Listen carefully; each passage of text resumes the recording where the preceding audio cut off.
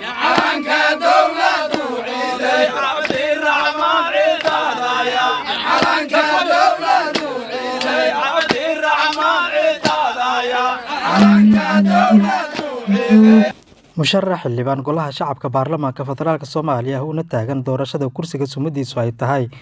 Hob Ever 70 Cabdiraxmaan Maxamed Sheekh ayaa maanta soo dhaweyn aad u ballaaran loogu sameeyay caasimadda Hirshabelle ee Jowhar soo dhaweynta musharaxa waxaa ka qayb galay qaar ka mid ah shacabka ku nool magaalada maamulka degmada iyo kan gobolka Shabeellada Dhexe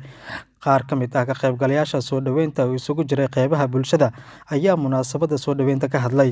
Cabdiraxmaan waxaan ka sugaynaa matalaada musharaxnimo ee isku soo taagay in hadduu Ilaahay yiraahdo inuu Ilaahay ku guuleeyo runtiina waxaan rajaynayaa wax waliba oo lagu dadaalo waa la gaarayaa marka Cabdiraxmaan waxaan leeyahay dadaalaha uu gaaraa geesinimada iyo kartida aan muujisay aad isku soo taagtay inaad bulshadaada hogaamiso hadduu Ilaahay yiraahdo waxaan rajaynayaa in aad mataqaanaa noqoto waana ogahay inaad noqonayso waxaan ka rabnaa inaad wax qabad fiican oo aad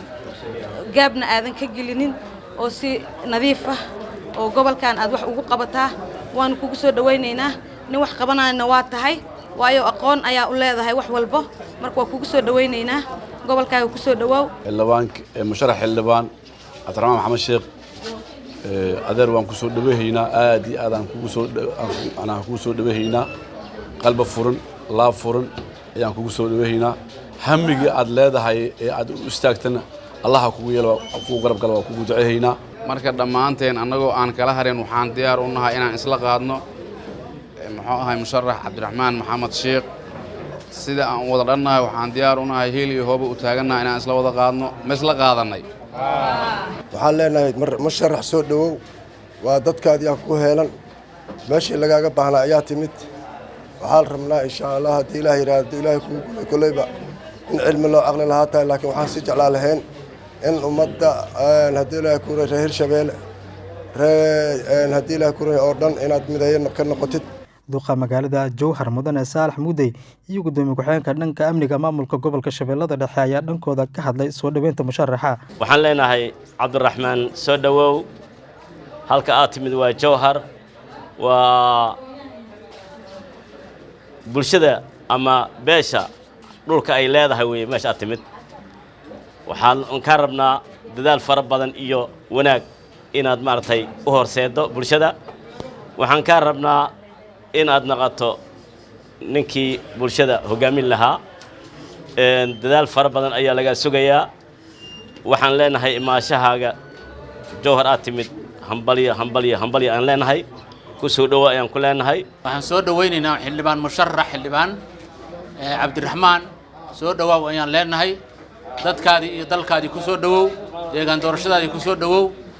waxaan leenahay annaga waxaan ku egnahay soo dhaweynta kursiga wuxuu jiraa Ilaahay xaqiisa helitaankiisa Ilaahay xaqiisa uu jiraa annaga marka waxaan ku leenahay